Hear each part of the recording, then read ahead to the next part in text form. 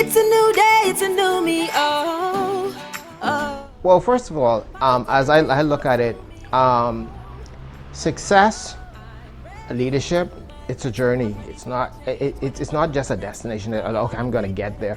It's a whole process, and we have to look at every opportunity to lead as I am preparing for the next role.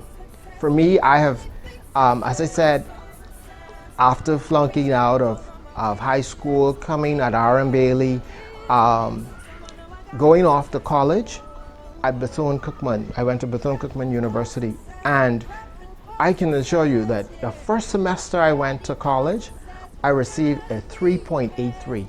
In my life, that was the highest average I've ever received. And when I went there, and let me tell you how it starts. It's like I wanted to be a leader at Bethune-Cookman, and the first time that I ran or attempted to run for something, I was so shy, so nervous that I couldn't even go to the podium to speak.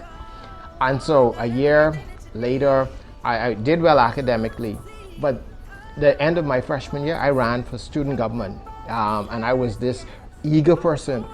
I was so eager that I ran against a junior, and I beat the junior. At the end of my freshman year, I was most outstanding freshman, I was most outstanding sophomore, most outstanding junior, most outstanding senior. I was student of the year, and I was student body president my senior year. All of these leadership roles, and I considered they were like my great moments of success. And so everything was preparing me for where I was going next. So I always tell people, every small step prepare you for your greatest step. But the most interesting thing about life for me was, I always looked at it as, boy, I was moving towards everything greater success, I guess you would consider, and being successful. But the most interesting thing about success, or looking at your life, that people say, well, I want to emulate that person, is that we don't even know that sometimes a lot of us who have been in any kind of leadership, any kind of persons who look at your success, you've had setbacks, you've had failures, and persons need to know that you have those setbacks, that you have those failures, but you learn from those experiences.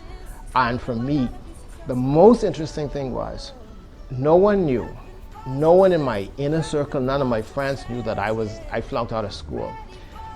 Spence Finlayson pulled that out of me by force, and I didn't want no one to know, because I lived a life now. Everyone looking at Ricardo and saying, oh, he is so successful, he is doing all these great things. But Spence Finlayson came to me one day. He had this program, Dare to Be Great, and so he said he wants to air me on, he wants to showcase me on this program. And it was so interesting. I thought he wanted to talk about the success of the Student of the Year and the success of Ricardo DeVoe, and so I was like, yeah. So he said, no, I understood from your father that you flunked out of school. I said, yeah. He says, man, I want to air that story. I said, no. I said, I'm not going to allow no one to tell him that story. And interestingly enough, is that he foolishly convinced me to air that part of my life that I had considered that no one knew. And it was so interesting in preparing that he set me right up.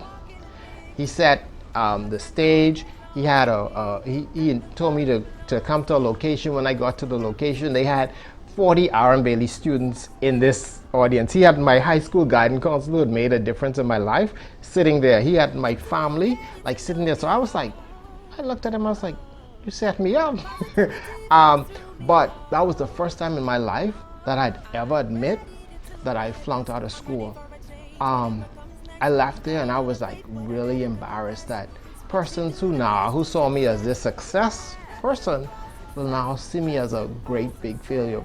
But I really am grateful to Spence Finlayson, because that was in 2008, and because I was able to release that, I'm no longer ashamed that I flunked out of school in '83. I'm able to tell persons that you may get knocked down, but you're not knocked out. So that's how I look at it. So I tell anyone out there, go after it. Don't worry about how many times you've gotten knocked down. Once you're alive, you have another opportunity to make a difference.